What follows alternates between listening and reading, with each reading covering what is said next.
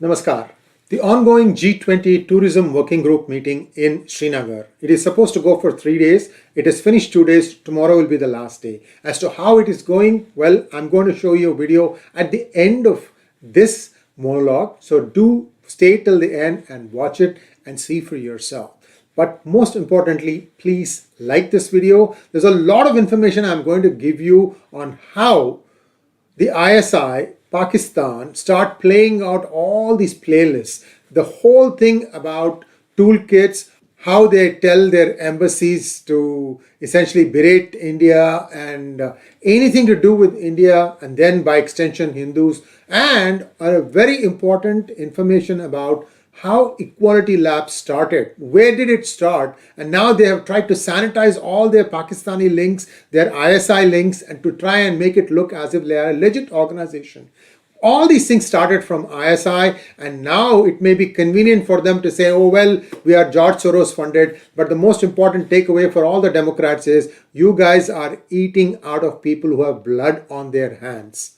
And sooner you realize it, the sooner you will be better for it. But if you want to continue doing this thing, well, God help you. But here is the important link that I promised you. So let's take a look at how Equality Labs was formed. First, you had 𝙒𝙗𝙂𝙦 Soundararajan. She continues to be the face of Equality Labs.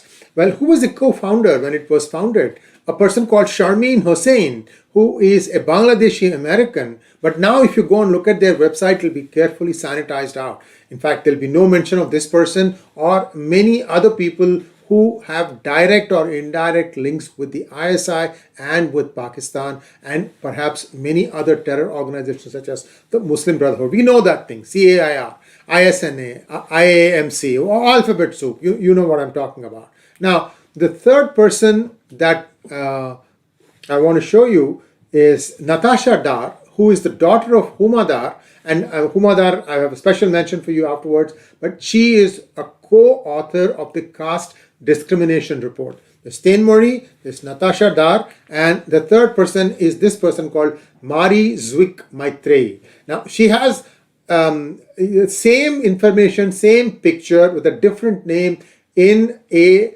different organization called toolkit.net. So I'm going to give you all that, how these things link up. But this is just the set of people that are involved in this thing, but they all started out from Huma Dar, who is a faculty or a lecturer in UC Berkeley, but seems to be very actively involved in things other than teaching. So here is the connection map. You have Huma Dar, then she was, she was in the advisory board of Equality Labs, at which point of time 𝙒𝙗𝙂𝙦 was there. Then there was also Sharmeen Hussain and so on and so forth. Then they realized that if this has to go completely after caste discrimination and Dalit based stuff, they needed to sanitize out all their links. They've tried hard, but we have the memory of an elephant. We remember all these things. So here is the linkages that we are showing you. The other name for 𝙤𝙗𝙬𝙤 is called Valli Karunakaran. That's the one that shows up in 2 circles, and she is I think she is now one of the management board of 2 circles, but you get the idea here, right? So this was intended to be another one of those alphabet soup organizations, but they have basically morphed themselves into somebody who has become the voices for the Dalit. Many of you who don't understand the sinister idea behind this thing are all being pulled along. I'm talking about people who are now, who consider themselves as Dalits in the United States, who feel that they are being wrong. But remember one thing, if you are going to keep showing up in different protests, and if some of you don't have legal status, watch out. Now, who are these people? Huma Dar was on EL advisory board. She was essentially like a mentor for 𝙒𝙗𝙂𝙦 and Sharmeen Hussain. UC Berkeley is a very liberal mindset school. Nothing wrong with that. I'm just saying that all these thoughts come up. But if your child is going to UC Berkeley and if they want to take courses, you may be beware that if this person's classes are taken, you are going to get an earful of anti-Hindu hatred. Shaista Patel, assistant professor in UC San Diego. So you see, the first one is in Berkeley, the second one is in UC San Diego. Ethnic Muslim Studies, another person allegedly with ISI links, and the third person with alleged ISI links, Manan Ahmad Asif. He's an associate professor in Columbia University in the East Coast. His department is called Historian of South Asia. They all always try to add this thing called South Asia.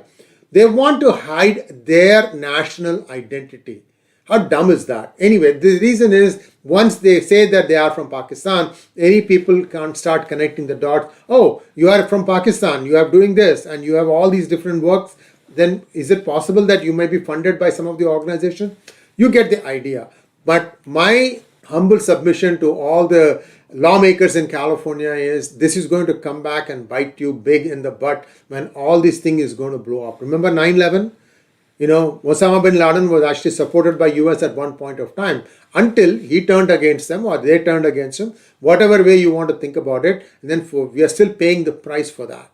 So there was a meeting that was planned on 20th May. But before that, from the 10th of May onwards, these people, that is the ISI, and I'm going to show you a letter that ISI or the establishment from Pakistan sent to all their embassies, giving the toolkit, including giving some of the hashtags that are showing up right here. So they want people to go and protest against India for hosting. This is really mirchi lagi means this is exactly what it is. This is the mirchi at the rectum of many of the ISI operatives, and they can burn for whatever I care. But the point I'm trying to make is this is where it started. They first sent out the toolkit. They gave all these different hashtags, and then things start trending. You can start seeing that on 10th and 11th May, they all spiked on Twitter. Remember, they tend to concentrate on Twitter because that is considered the political platform. Like political leaders, whether it is UK or US or India, Pakistan, anywhere, they tend to be on Twitter and they tend to monitor because it's 140 characters to start with, now 280 characters. You want to say a quick soundbite out, just type it and send it out. So most politicians are on Twitter. So they want to go and make their voice be heard, amplified. So everybody starts working together to create all these things. So look at all these different websites that were giving out stories about how G20 in Kashmir is wrong, blah, blah, blah. Most of the accounts were, spearheaded by Humadar. I showed you the picture. Civitas Kashmir, 𝙒𝙧𝙤𝙪, I'm going to give you a little bit more information about her. And all are actually banned in India. So it may be making a lot of noise outside, but inside India, all these Twitter handles are banned.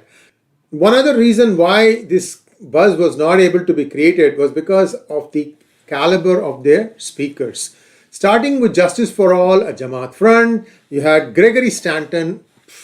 This guy has done this before. Raza Saeed, Brussels-based propagandist for Pakistan. Ahmad bin Qasim, son of separatist Asia Andrabi. Another speaker, 𝙒𝙧𝙤𝙪, is associate professor of anthropology in University of North Colorado in Boulder, Colorado.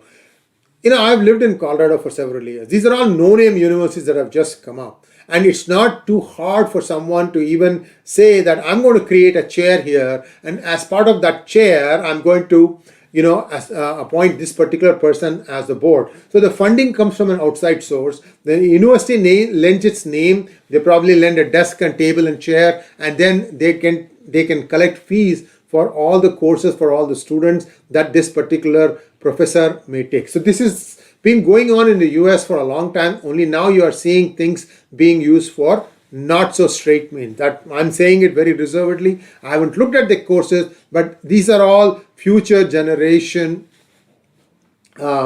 minions of the Pak establishment. Here, she is a sympathizer of Pak terrorists. She has written several articles. You can go and look at it and you will know more about her.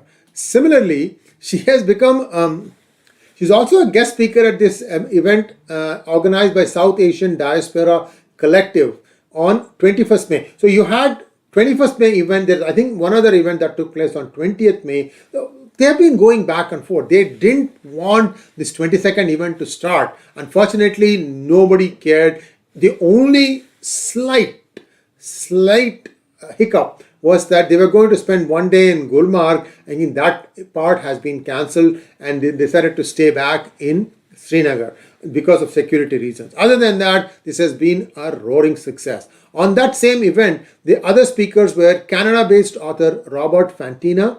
He's a pro-Palestine activist and board member of Canadians for Justice in Kashmir, and Canada-based Pakistani author Anam Zakaria. He's a Pakistani author. See, remember 𝙒𝙗𝙤𝙦 used to say about how there are enclaves in Toronto, which is just like, Pakistan has been transplanted to Canada. So there are lots of these people who are going to come. These generals have a lot of money to throw around. What is the big deal? Establish some sort of a website, start making news, and then start promoting some new faces who will continue to spew venom. So this is not the ending, guys.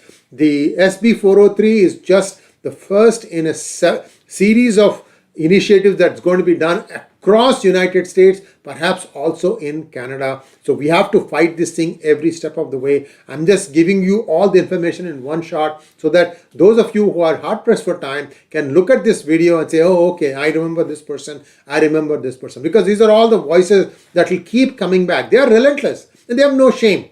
They know they are lying. That is the whole best part. And yet, when you know you are lying, you put on this air of confidence, and all con men are confident. We know that, right? So this is how this is. This is another con exercise.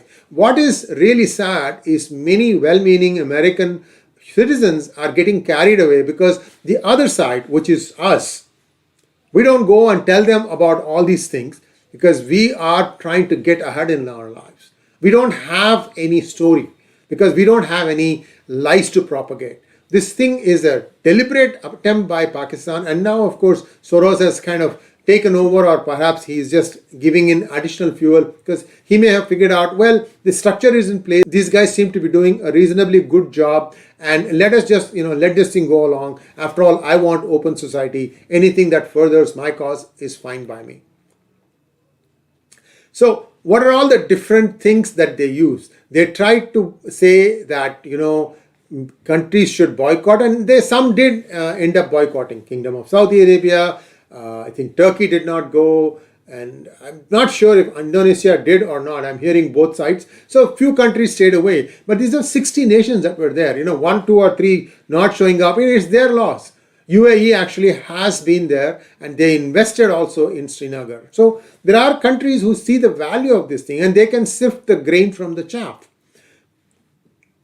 A Netherlands-based foundation, London Story, exposed last year by Disinfo Lab as a project of IIMC. So see, the tentacles are spreading. It's not just located or limited to Northern America. They are in London, they are in, London Story, and it is based out of Netherlands. So you create all these obfuscations to make it look like there's some exotic new initiative or a think tank. Nothing. All these are MB-linked fronts to protest against the summit.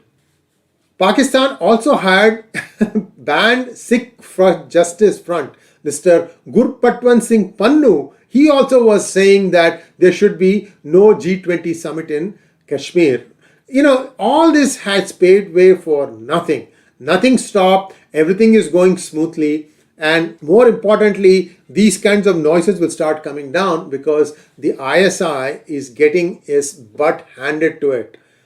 Drugs are being apprehended. The fake currency operation is being, completely shut down. And where else will they go for their money? ISI as an organization, I think its best days are over. You will start seeing the shrinkage, and with that will go all these people. And I can guarantee you, once the noise stops and these things start fading away, that's when the lawsuits will begin. And they will begin because a lot of other organizations, universities, city councils, took their word on face value, like the caste discrimination report.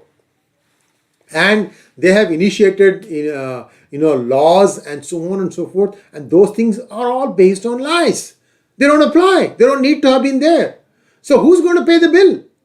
that's when the proverbial excrement hitting the rotating mechanism fixed on the ceiling is going to happen. Now, from Pakistan's head of Chancery for Kashmir affairs, and if you look at it, this is like very badly written English, and this was set on 15th May. So this was again a few days before the 22nd, a week before that, and he is giving all the points where all the things should be there. And this is IIOJK, illegally Indian occupied Jammu and Kashmir. Is that what they are trying to say? Anyway, these are jokers. Look at the English even. I mean, this is laughable. And they just keep on recycling the same excrement again and again and hope that something will stick. Most importantly, look at their hashtags. They even have hashtags in the letter. So, I mean, this is a dumb directive for double distilled dumbos. That's all I can say. Okay, so these things will be, again, this is how this mechanism works. This is how this toolkit works. And you know now that the entire edifice is built on top of lies. And I'm going to show you also some of the pages in Equality Labs when they were trying to sanitize.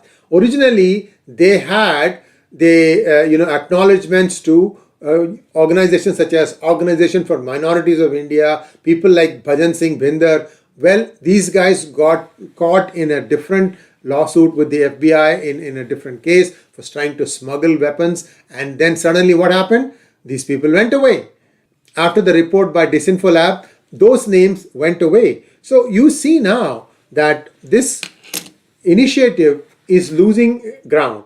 And therefore, what they are trying to do is somehow, having lost their case in the Cisco versus CRD, somehow they are trying to make the CRD to Cisco to pay some sort of a token acknowledgement that they will do something for caste discrimination, and therefore claim a moral victory. Because if they don't even get that, then EL stops today. Unfortunately, I don't know why CRD wants to do this thing. CRD itself is a corrupt organization. This is a California organization, and a lot is going to come out in the days and weeks to come. Thanks for watching. Please like, share, and subscribe to our channel.